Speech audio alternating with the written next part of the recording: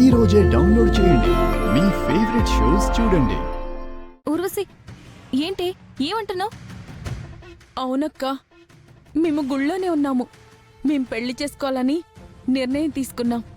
వెంటనే నువ్వు బయలుదేరి గుడికొచ్చేసే అక్క. ఊర్వశి, ఇలా చేయడం కరెక్ట్ కాదు. పిన్నికి ఈ విషయం తెలిస్తే చాలా బాధపడుతుంది. పెద్దవాళ్ళకి తెలియకుండా పెళ్లి చేసుకుంటే చాలా ప్రాబ్లమ్స్ ఫేస్ చేయాల్సి వస్తుంది. ప్లీజ్. అదే పెద్దవాళ్ళు ఒప్పుకోవట్లేదనే కదక్క మేము ఈ నిర్ణయం తీసుకుంది. పిచ్చి పిచ్చిగా మాట్లాడుకో. అసలు నువ్వు ప్రేమించింది ఎవరో ఏంటో తెలియకుండా, అతని గురించి ఇంట్లో వాళ్ళ ఎంక్వైరీ చేయకుండా నువ్వు తొందర పడకు.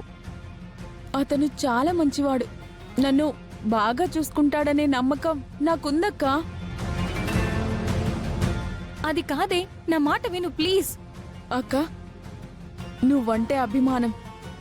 ఏది ఏమైనా మన ఇంటికి నువ్వే పెద్ద దిక్కు అని నీకు ఫోన్ చేశానక్క.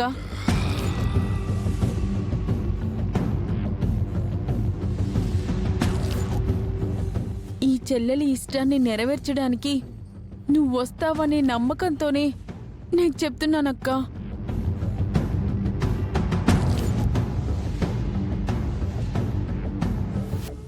దయచేసి కొండ మీదున్న శివాలయంకి రాక్క. మా పెళ్ళి నీ చేతుల మీదుగా జరిపించక్క. త్వరగా రాక్క.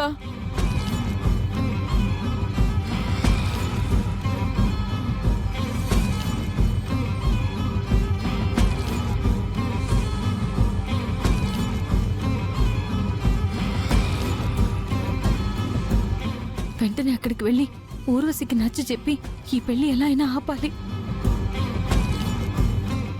బాలగారు, నేను బయటికి వెళ్ళాలి, మీరు ఆడుకోండి. బయటగా నేనే వస్తాను. లేదు, అర్జెంట్ పనుంది, నేను వెళ్ళొస్తాను, మీరు ఆడుకోండి. సరే, నువ్వు త్వరగా వచ్చేసే. త్రిపుర, త్రిపుర,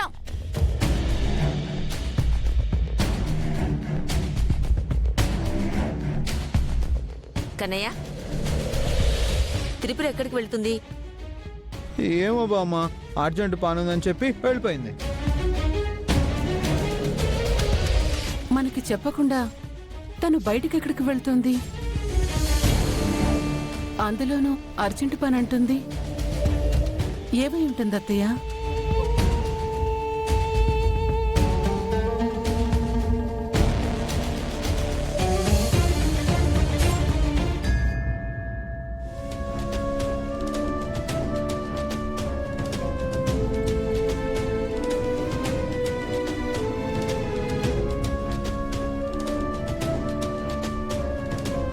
ఫణి, అంత ఎదురు చూడనక్కర్లేదు. నువ్వు ఎలా చెప్పమన్నావో మా అక్కకి అలాగే చెప్పాను కదా. ఈ పాటికి మా అక్క పరిగెత్తుకుంటూ వస్తుంది. తను రావాలి, నేను వేసిన స్కెచ్ ప్రకారం ఇక్కడికొచ్చి ఇరుక్కోవాలి. అసలు నీ స్కెచ్ ఏంటి? ఏం చేయాలనుకుంటున్నావు?